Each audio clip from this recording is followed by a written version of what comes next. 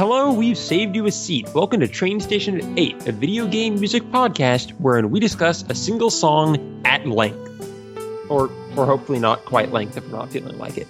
This is episode 26, and this week we're going to be taking a look at Victory Lap from Mario Kart 64. And joining us to do so is fellow game music podcaster Brett Elston. Hello, Brett. How are you doing? Oh, hello, I'm doing good.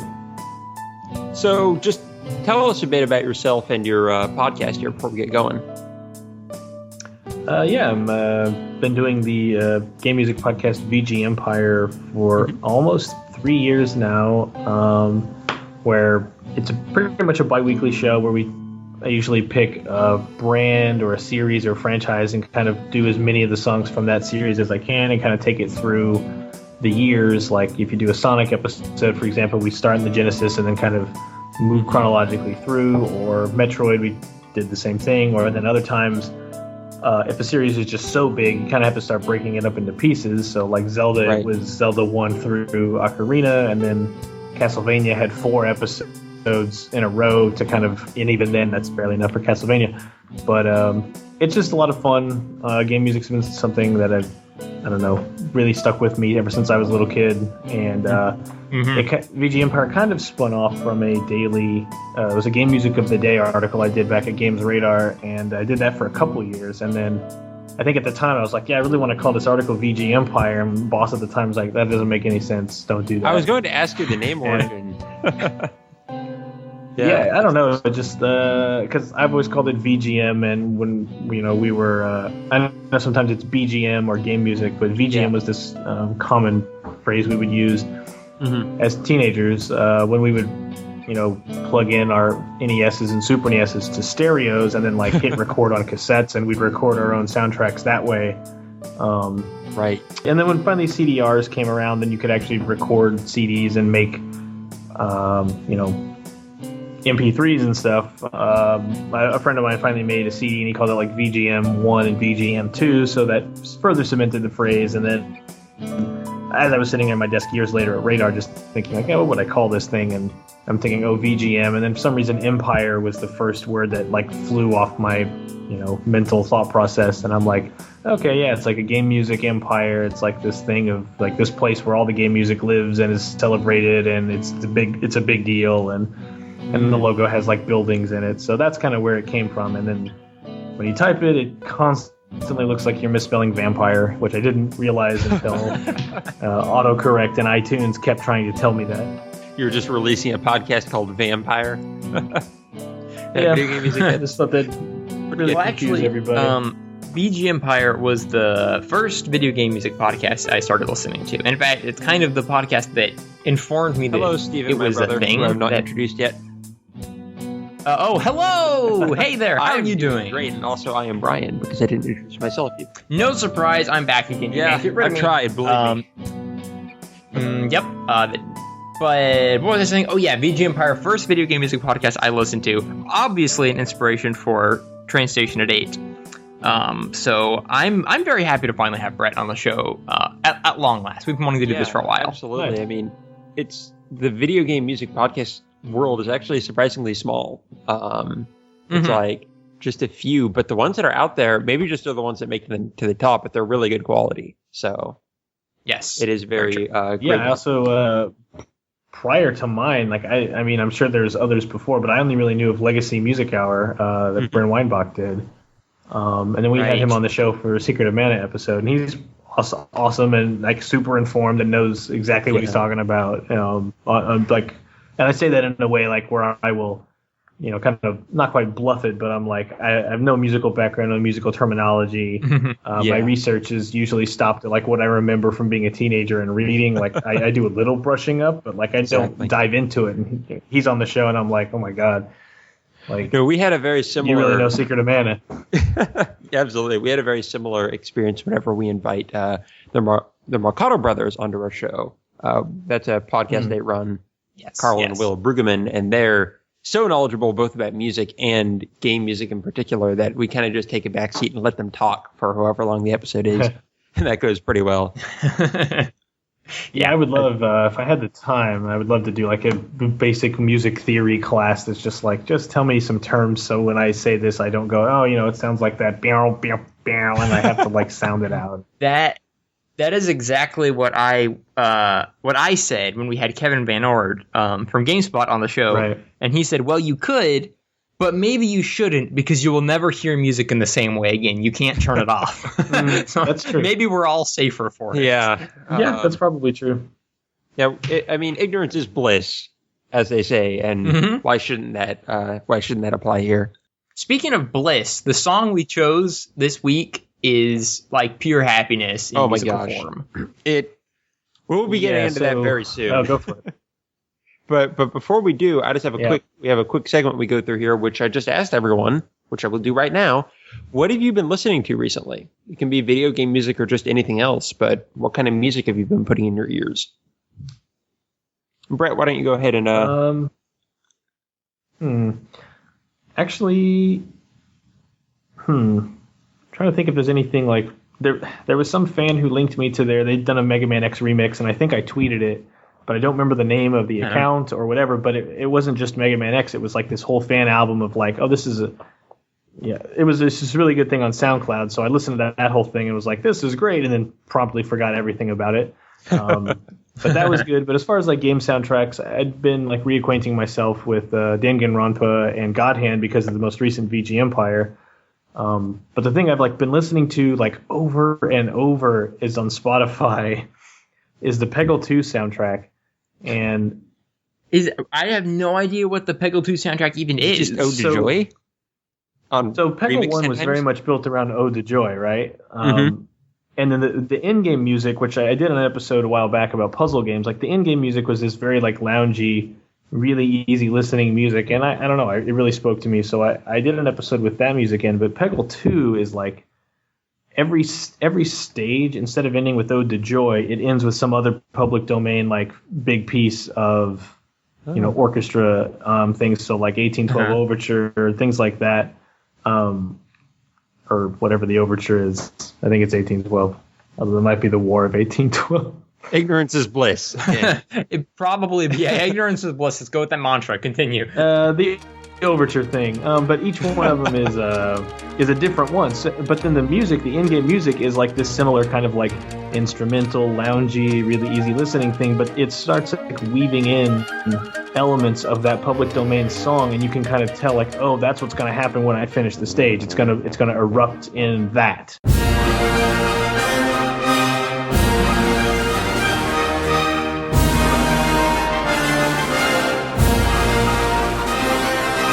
And so the whole time you're like, oh, that's cool. And then as you do better, it keeps adding layers and adds intensity to it. So I forget what it is, but I think it's the second area. Like you start with Bjorn the unicorn again, but the second character I think is this like big like mountain man kind of guy. I forget his name, but his music is my favorite in the game because it just keeps adding these layers, and then when there's only like 3 pegs left in the game or on the map, the music really kicks up, and it just has this great acceleration as you move through the stage. And it's on Spotify.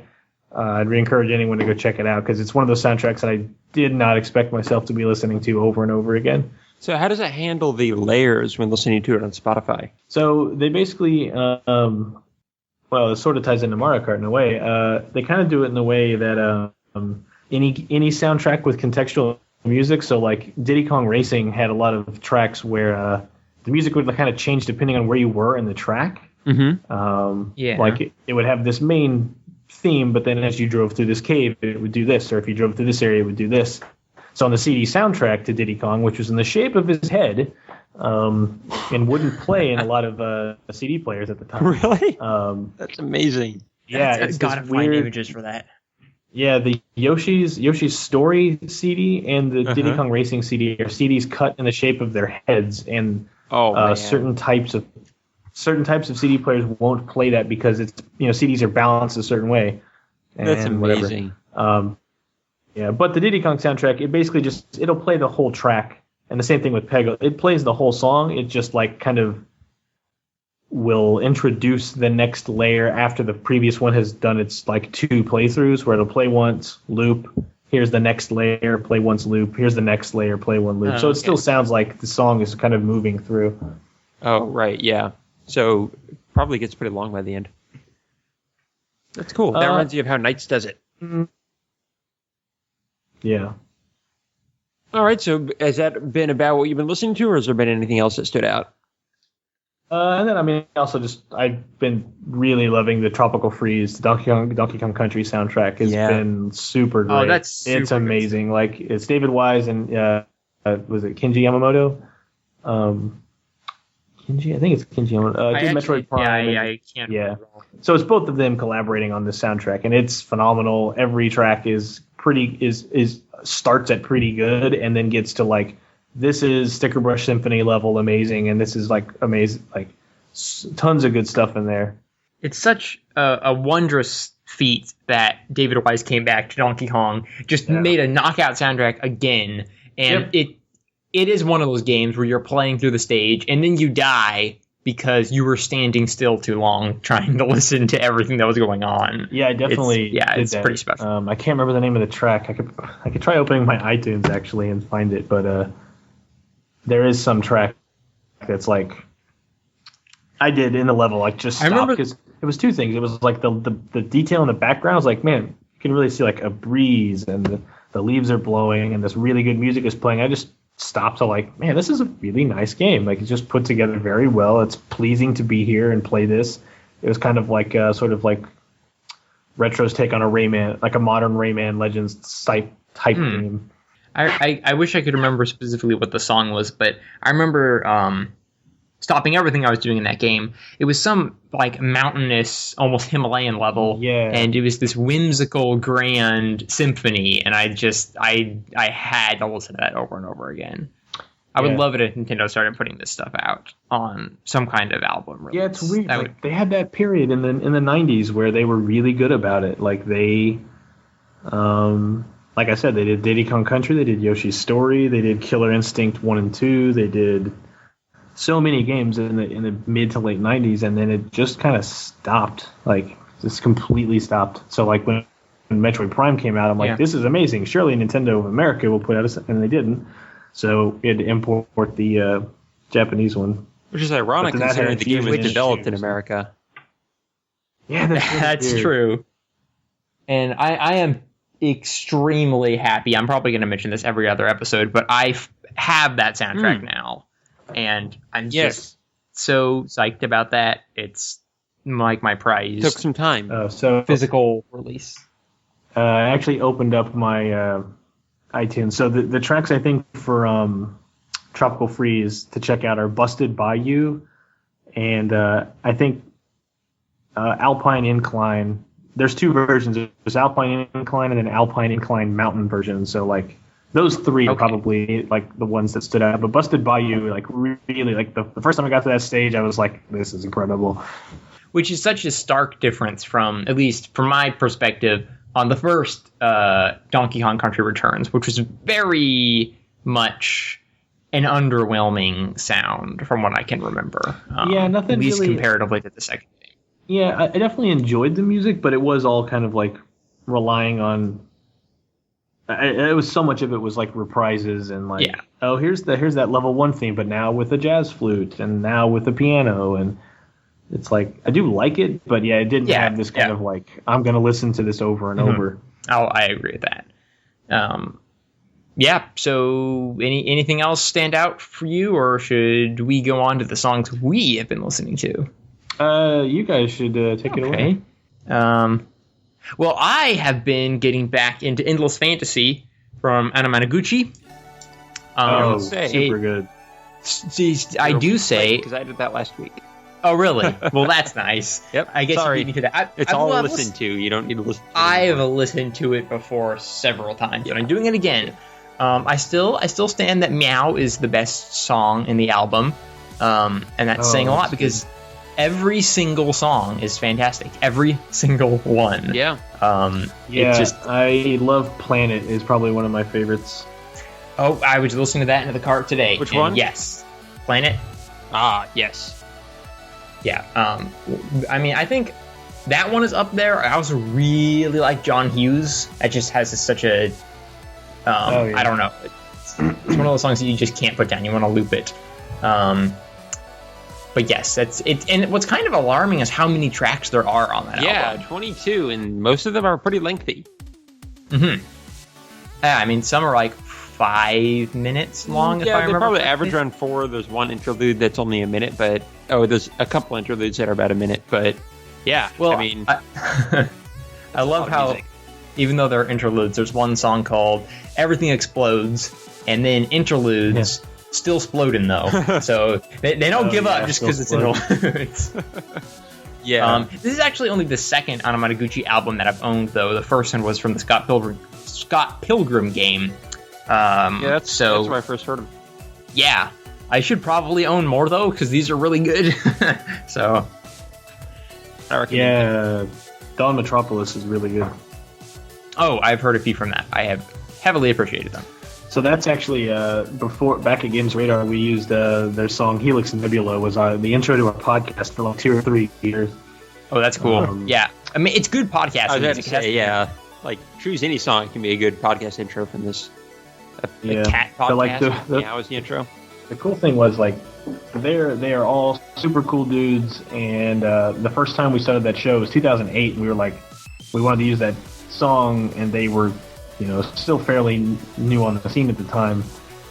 And we were like, oh, we should probably ask them, right? Because that's what you should do, right? It's somebody's song, right? We should ask. And like we email like, oh, hey, do you mind if we use this intro for our podcast? We work at this game site, but we really love it. And the reply was just 2 words, and it was, sure.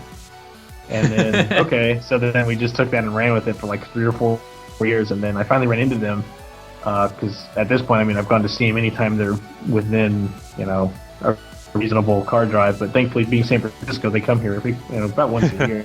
Nice. It was funny, like, yeah, we did the show. And he's like, oh man, actually, and they remembered, and then we hung out and talked for a little bit, and ran into them again a few times after that. But they're an amazing show, and even if they're ever anywhere near you, them and Proto Man are like the 2 acts that I'm like. You will not be disappointed. You need to go see Anamanaguchi, and you need to go see Proto Man. It is unmissable. If you like game music, the idea of game music culture, the idea of game music mattering to people, like that is the thing you must do. That is super cool. I really hope they come to either MAGFest or PAX then, or PAX South. That is. Yeah, PAX South. I don't know. They've definitely done PAX before, but it's usually East or West. Yeah, I don't think they much care for the South, but hey, we can hope. Brett, have you been to MAGFest before? I haven't, and I've been invited like personally by so many people and like told to go, and like I really do want to go. Like it's a thing I would love to do. It's always the timing. Yeah. It's definitely we've never gone before. It's something we're going to try to carve out. We just kind of ask everyone at this point: are you going to MAGFest? Are you going to MAGFest? We're just trying to figure out how many. It's almost always podcasts. Yeah. Why aren't you there? Yeah. That's usually the answer. Like you haven't been yet. Okay, you need to go. You need to go. So we'll make it over there. I really hope. Yeah. I do feel pretty ridiculous being someone who's like.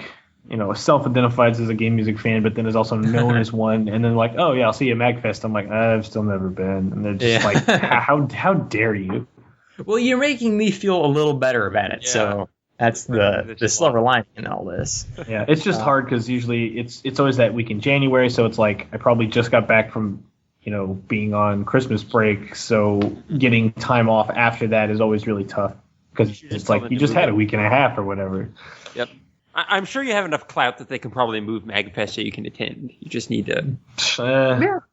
Man, you can always give. So let's see. What else, Steven? I don't know. Stuff. I've been playing Mists of Pandaria. It's a terrible response in a podcast. I'm a professional podcaster, guys. I'm just stuff. I don't know stuff. No, I've been playing Mists of Pandaria World of Warcraft expansion. Finally, in love with everything about that, especially the music. I can't wait to listen to the soundtrack on its own. Not having all those distracting, pretty vistas and pandas prancing about. Vistas? Vistas, okay. Yeah, Vistas. Vista of Pandaria. But other than that, it's kind of been the same thing I've been saying for the last couple of weeks, which is Radio Sega. I get very addicted to that service. Oh, right. Have you heard of that, Brett? I don't think so.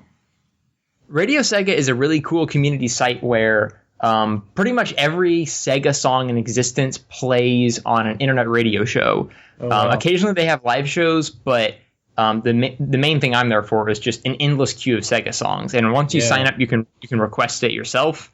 So I can just say, I want to listen to Big's theme song from Sonic Adventure, followed by the Alpha Protocol theme, and they will bow to my wishes. Wow. Yep, it's a beautiful That's thing. neat. I still need to get into that. I have been listening to some Sonic music outside of that, though, just because I listen to the Sonic Adventure soundtrack a lot. Oh, hooray for that. Yeah, I still love that soundtrack, but I'm sure anyone listening at this point knows that about me. Have you been listening to Big's theme song from Sonic Adventure? Yeah, I have. Okay, good. The thing is, people, Big the Cat is like this infamous character who ruined Sonic. He's like the Jar Jar Binks of video games to a lot of people. But his theme song is fantastic. It has an amazing piano solo.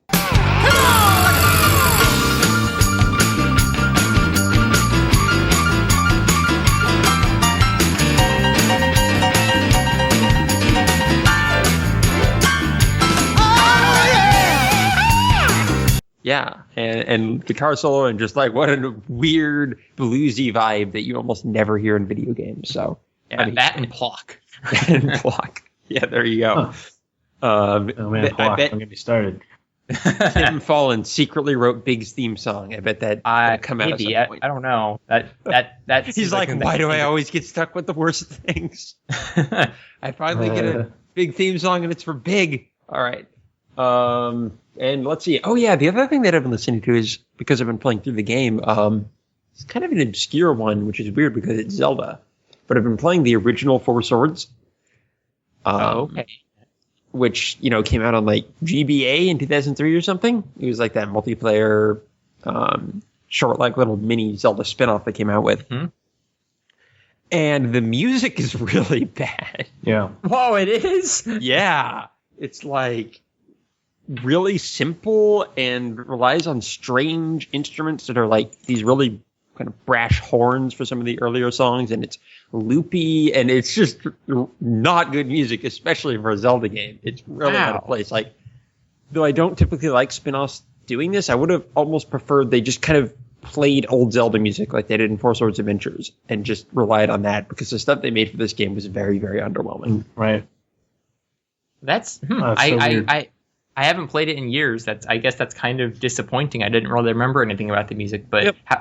I mean, this is kind of off topic from the music, but are you enjoying the game? No, it's really boring in single player. Oh man, I wish we could play multiplayer. Yeah, that's a shame. I'm just getting through it because of my little challenge to play through all the Zelda games. So I'm like, okay, And here we go. yes. But the Chronological plus side order. is to get through a playthrough. It's looking like it'll take me like 2 or 3 hours. So Okay. It's super short. All right. Good luck with that. What else though? What else have you been listening to? yeah, that's about it. I haven't had a lot of time for Oh. music lately. So Sonic Adventure and then that, like a lot of shuffle of stuff on my iPod, but nothing. Yeah. So we can go ahead and move on here to the main event.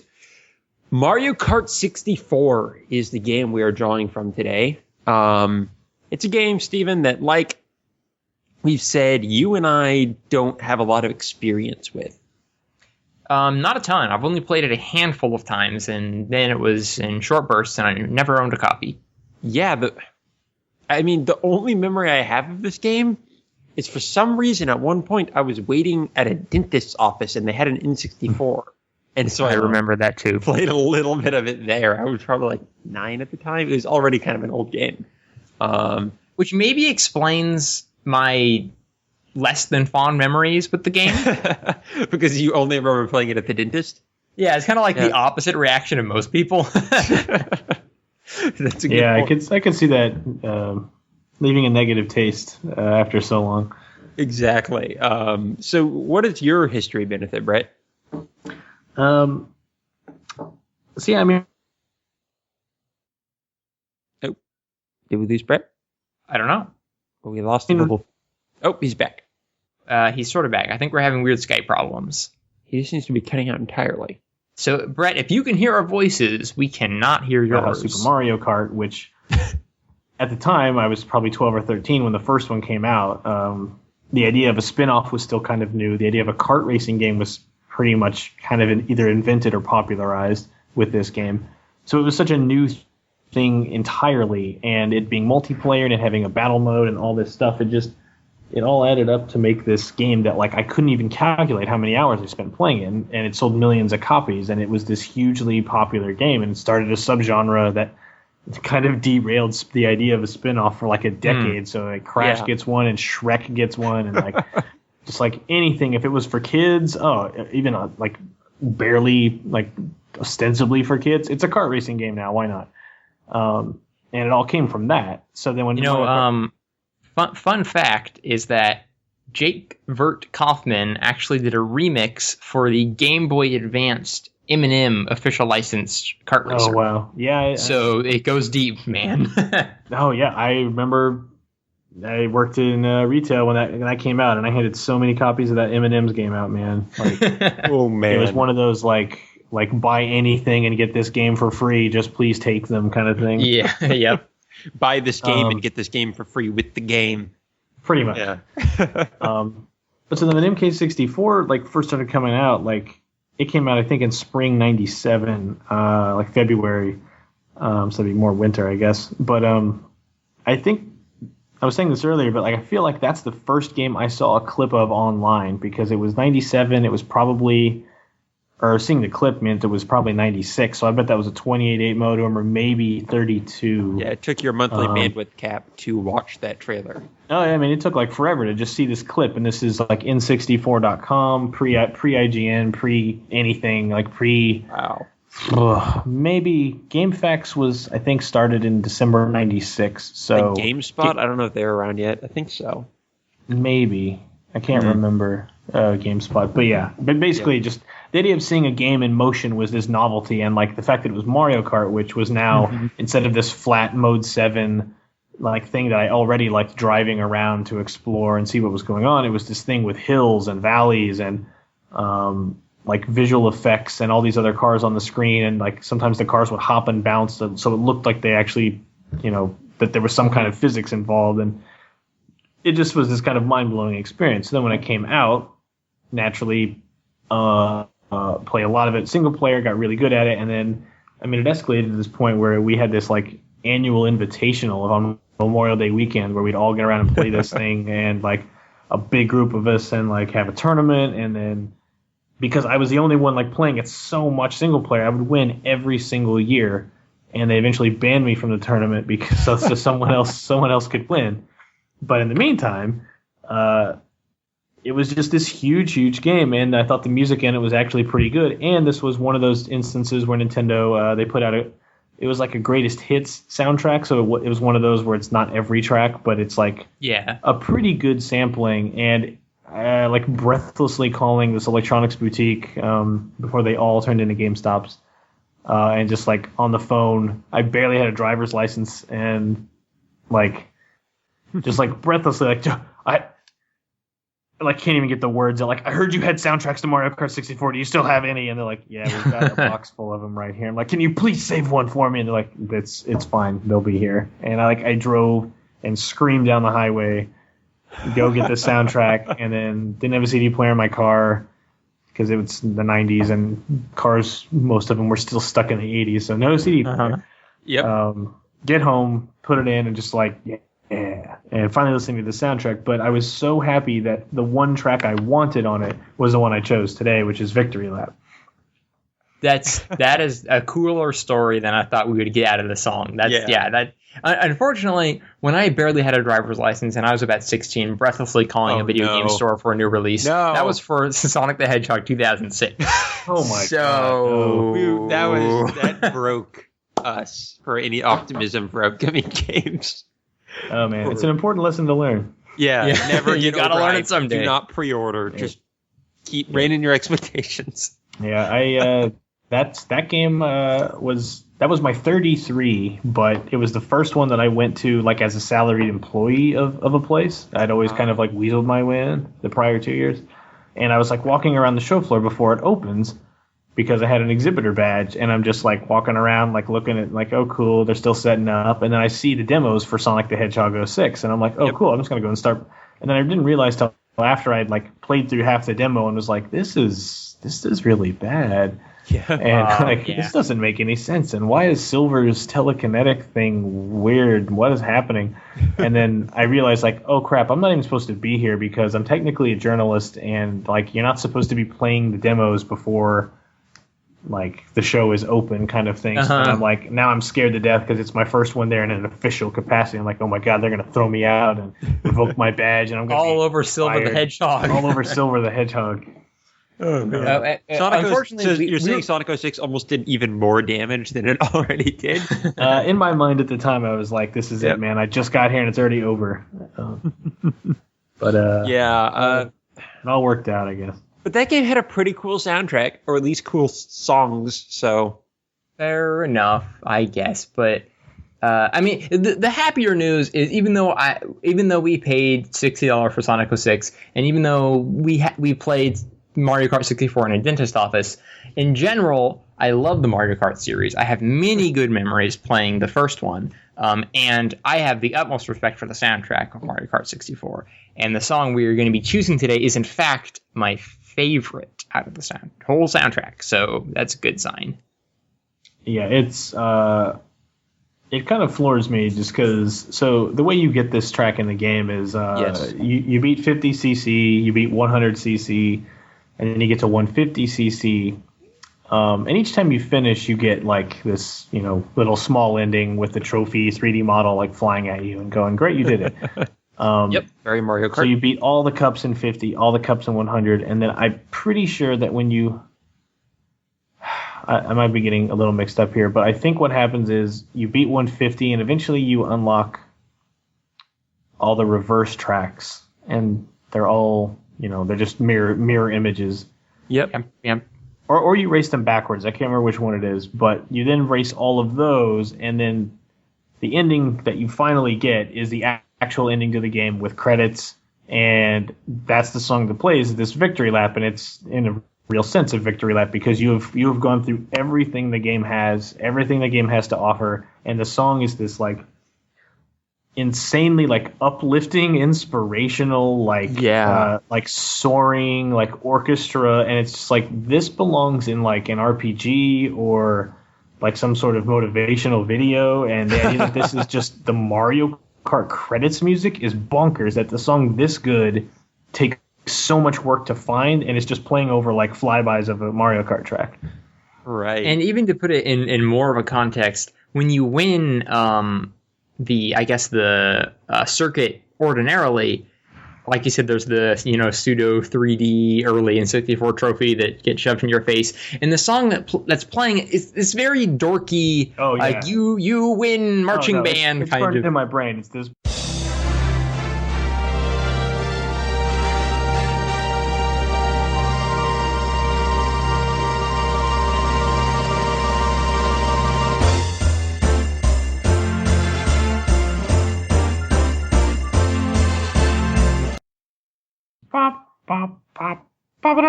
It's just really goofy. Yeah, it's and to be fair, it's what you'd expect. The whole soundtrack is pretty silly. It's very like bouncy and fun. And then for a while, Rainbow Road was my favorite song because I'm like, okay, this has a little bit of like almost anxiety and depth to it, where it sounds like, okay, like for real, this is the last track. Like this is real. You're gonna fall off this thing constantly. This is a real challenge. The game is hard now. Deal with it. And that was kind of cool that song, and it's a really long song, so when you let it loop once and you think like, okay, that's the song, it changes the instrumentation, so it goes from like almost this pan flute like air wind instrument turns into a guitar, but you have to listen to it for like 2 minutes to get to that point. Yeah. So like that was a cool nuance that made it like my at the time favorite. And then when I beat it and saw that victory lap, I was just like, it was one of those things like I think I probably called someone to tell them about it, and they're like, Oh man, that's why we need video game music podcasts now. That's what Twitter is for now. Oh, there you go. Someone will care. Whenever I get overexcited about video game music, I just tweet it. And even if no one responds, I know someone, whether against their will or otherwise, saw it. Yeah. Someone knows I'm excited about Big's theme song. Yeah. So that's a lot better than I had down, because I just had plays at credits to explain how you get the song. As one who never played Mario Kart 64, I didn't realize how much work went into getting to the credits. Yeah, it's either when you beat all the CC classes the first time, or Right. which is itself a fair amount of work. But I'm pretty sure there's some other layer, like you have to do the tracks backwards or the tracks reversed, whatever 64 does. But the fact that nugget was like hidden in there shows that even they thought that this was worth discovering, because it's buried. So I just thought that was super cool. Absolutely agreed. So it was composed by, I believe the whole soundtrack was composed by Kenta Nagata.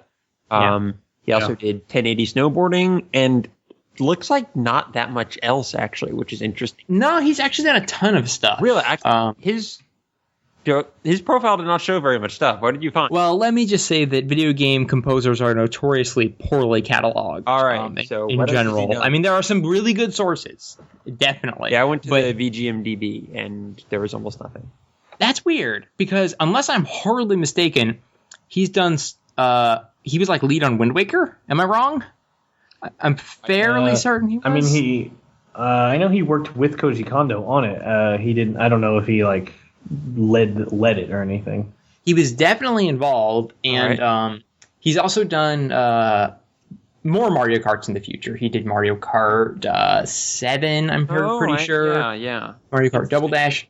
And what I think is his greatest achievement is Animal Crossing. Yeah. He was largely responsible for the main hourly music in Animal Crossing. Oh, wow. Which is one of my favorite soundtracks. This is a very ever. incomplete list, then. I'm sorry. Yes. This guy's done amazing stuff. That's very cool. A lot of this stuff on the list are like weird compilations Nintendo put out that I never knew they did, such as Mario and Zelda Big Band Live. Oh, yeah, I've heard of that before. I would like to listen to own some of that on YouTube. Seems pretty neat. Yeah. Okay, so this guy actually has an accomplished history with Nintendo. I was wondering what he was doing with all that time, so that does make sense. Very cool. Yes. If he's done Animal Crossing, then he is already a friend of the show. And one really cool fact is this might be slightly a myth. I'm not 100% sure how verified it is. Okay. But during Double Dash, he gave the kind of the lead role over to someone else, whom he ended up marrying later on. Oh, wow. And I just thought it was kind of cool that they met like during Double Dash, which is all about, like two people in the same cart. I just thought that was kind of neat. Yeah, that is a funny story that you may have just completely made up, Steven, but I would respect you for that. All right, so with all that preamble out of the way, let's go ahead and play our track for today, Victory Lap from Mario Kart 64, composed by Kenta Nagata.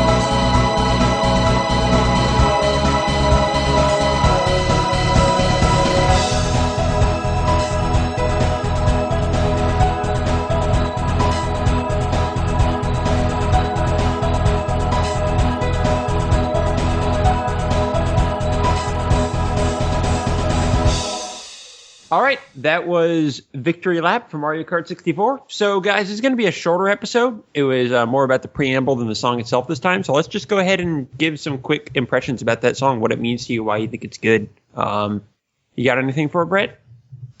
I feel like I kind of went through my whole spiel, and I kind of I didn't save anything for afterwards. But just generally, like thinking about it again, like I just love that the piano notes, like.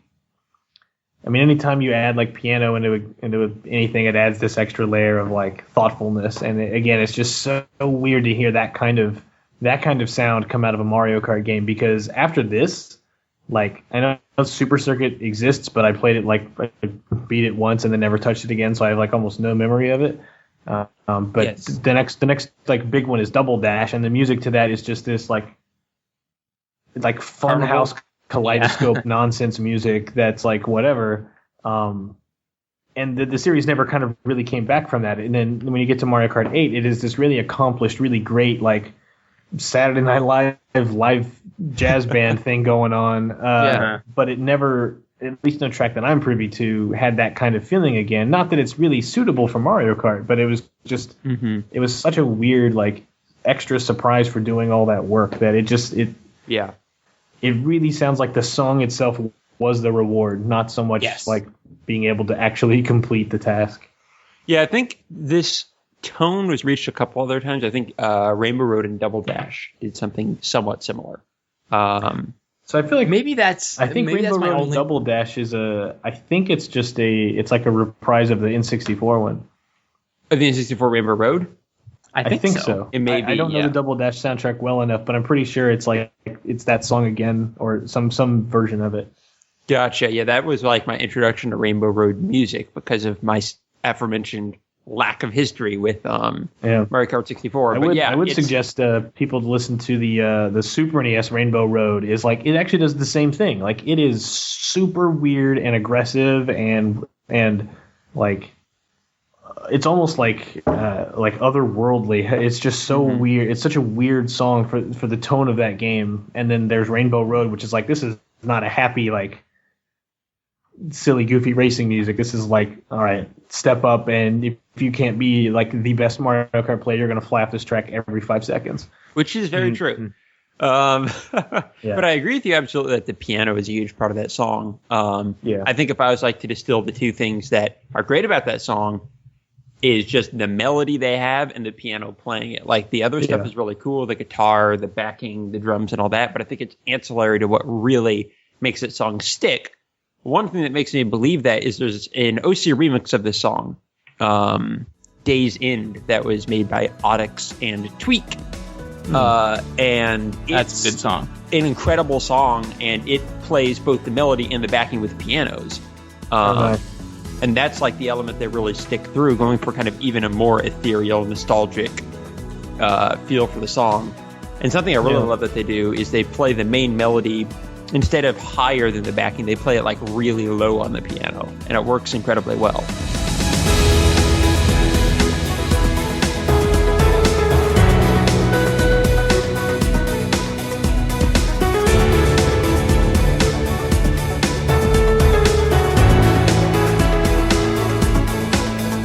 I think that illustrates why the song is so good. Like I said, it highlights some of its best points. Yes. But the thing that stuck with me the most was the build-up. How it slowly works up. When the chorus comes in, it's like, what is going on?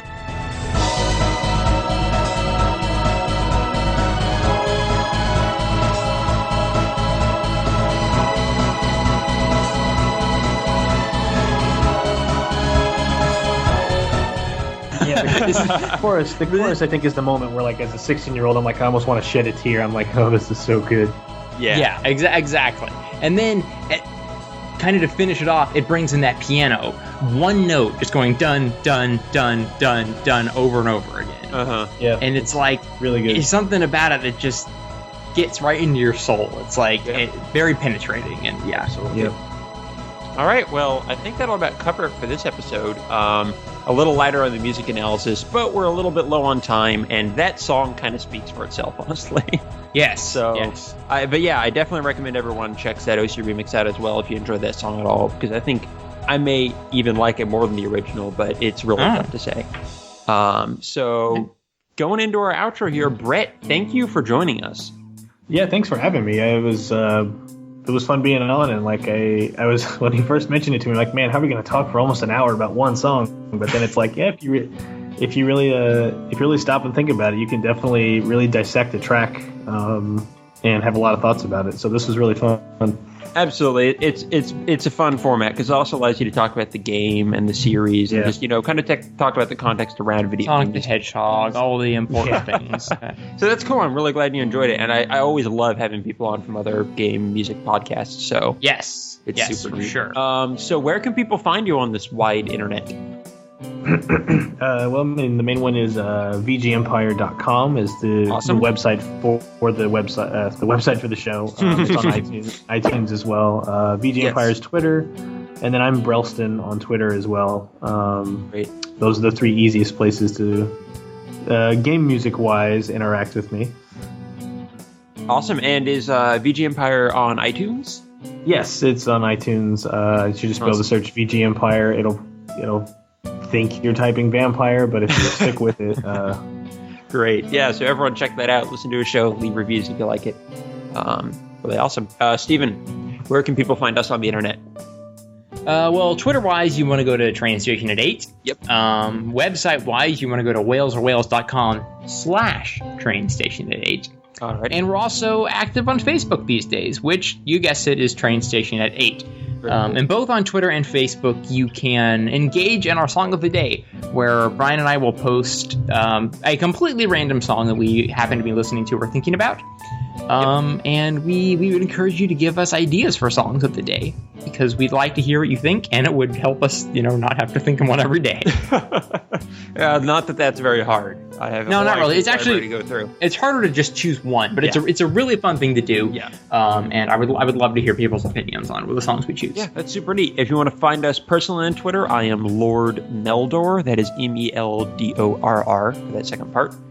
Steven is Stephen Kelly 180, which is way easier to remember. You got it right this time. But whatever. That I did. All right, and we are part of the Wales or Wales network, so to find other shows like this with people like us, check out walesorwales.com. That will be a show, and hope everyone enjoyed this, and until next week, say goodbye to the Monkey Porter.